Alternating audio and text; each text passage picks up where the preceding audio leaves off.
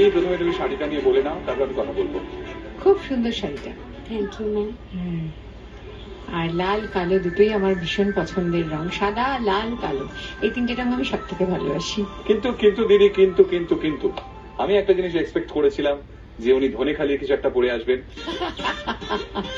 সেইটা তো হইল না। সেটা তো হলো না। মানে বাড়ির পাশের জিনিসের কদর কেউ করে না। দেখো স্টেশন থেকে না হয় আবার বাড়িতে এদিকেই পাঠিয়ে দেয়। আপনার ফাইনাল অব্দি জার্নিটাও দেখবো, তার সাথে সাথে শাড়িটাও দেখবো।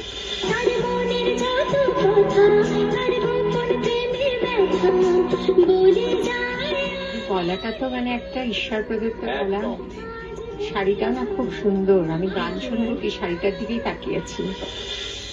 তাহলে অপর্ণা আজকে কি গাইছেন? এই জীবন ছিল নদীর মতো।